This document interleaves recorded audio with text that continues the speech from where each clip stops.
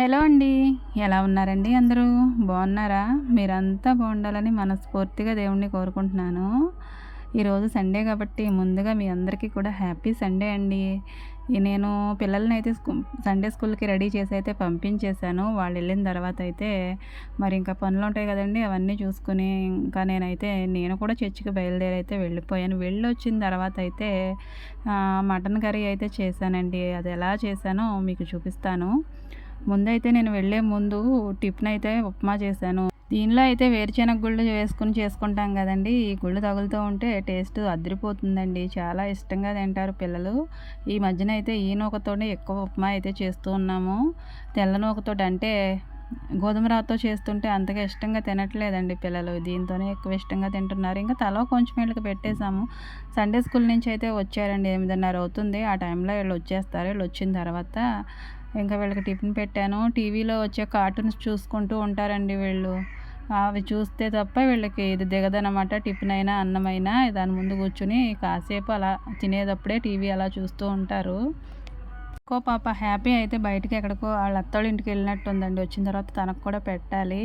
ఇంకా అన్నం అయితే నేను పొయ్యి మీద అయితే వండుకుంటున్నానండి. ఎండ బానే వస్తుంది. పుల్లలు కూడా బాగానే మండుతున్నాయి కదా! అందుకని ఇక అందరికీ ఒకేసారి పెద్ద కుండతోటైతే అన్నం వండేస్తున్నాను. ఇంక మా పొట్టిదైతే హ్యాపీగా పడుకుందండి చక్కగా. ఇంకా దీన్ని కూడా తీసుకొచ్చి అయితే బయట కట్టేసాను. కొంచెం మేత కూడా పెడుతూ ఉంటే ఇక ఇది ఇలా తినుకుంటూ ఉంటుంది.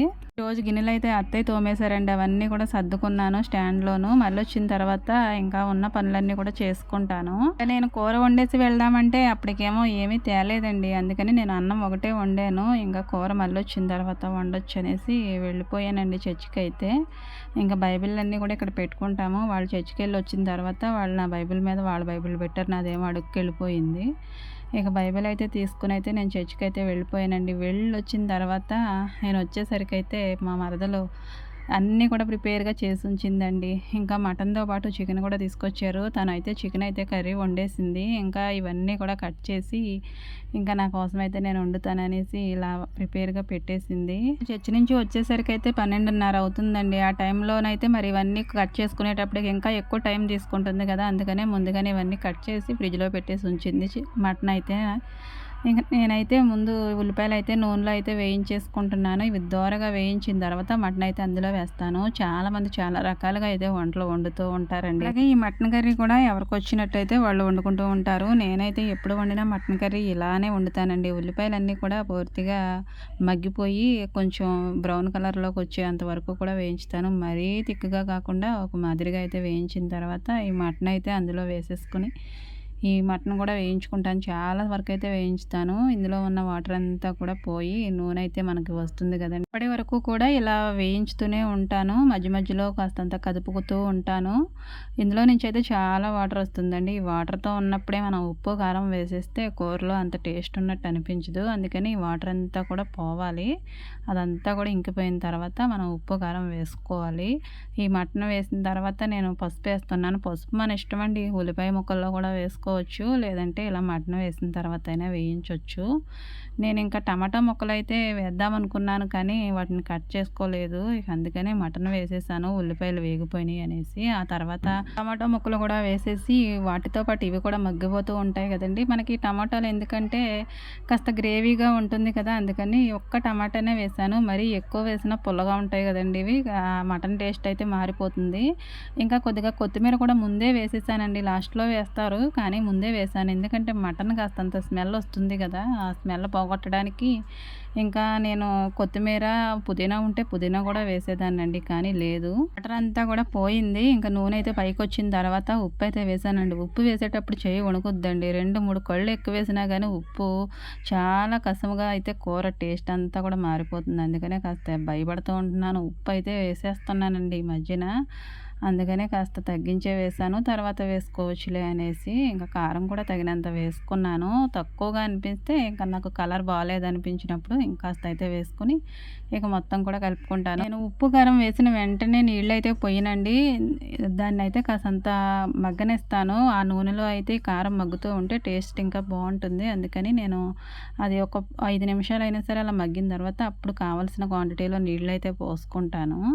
ఈ నీళ్ళు పోసిన తర్వాత మనం ఇదంతా కూడా శుభ్రంగా సర్దేసుకొని మూత అయితే పెట్టేసుకుంటే ఉడుకుతుందండి. ముందైతే నేను కొద్దిగా హై ఫ్లేమ్‌లోనే ఉంచుతాను. ఒక పావుగంట అయిన తర్వాత సిమ్‌లో పెట్టుకొని లో ఫ్లేమ్‌లోనే ఉడికిస్తూ మధ్యలో చూసుకుంటూ ఉంటాను. ఇంక తర్వాత అయితే ఉడికిపోయిందండి కూరంతా కూడా. ఇక ఫస్ట్ అయితే కొంచెం వేసాను కదా అల్లం వెల్లుల్లి పేస్టు.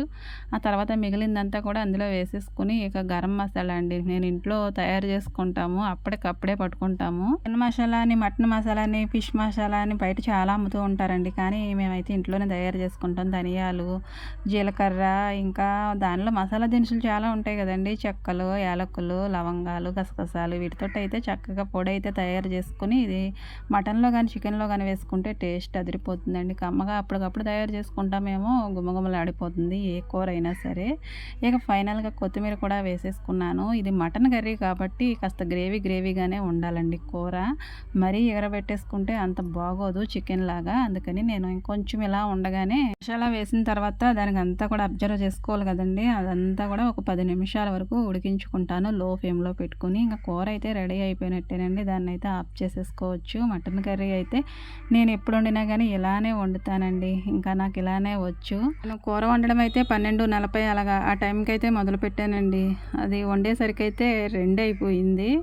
ఇంకా లక్కీగా అయితే మా వారైతే మధ్యాహ్నం భోజనానికి ఈరోజు లేట్‌గా వచ్చారు. బయట పనికి ఎక్కడికో వెళ్ళారు కాబట్టి ఆయన వస్తాం లేట్ అయింది. లేదంటే 1 గంటకే వచ్చేసేవారు. మనం చర్చికి వెళ్ళి వచ్చాను కదండీ! మరి దేవుడైతే ఎంతో కొంత అయితే మనకి హెల్ప్ చేయకుండా ఉండరు కదా! ఆయన వచ్చేసరికైతే నేను కర్రీ అయితే వండేసి ప్రిపేర్‌గా ఉంచాను. ఆయన అప్పుడే వచ్చారు. ఇక ఇద్దరము కలిసైతే ఒకేసారి తినొచ్చని వడ్డించుకున్నాము. ఆయనకు వడ్డించేసాను. తర్వాత నేనైతే వడ్డించుకున్నానండి. ఇంకా మటన్‌తో పాటు మరదలైతే చారు పెట్టింది. ఇంకా చికెన్ కర్రీ కూడా వండేసింది. పిల్లలు ఇంకా అందరూ కూడా తినేసారు. అత్తయ్య, మామయ్య అందరూ తిన్నారు. వాళ్ళు తినిన తర్వాత ఇంకా మిగిలిందైతే ఉంది.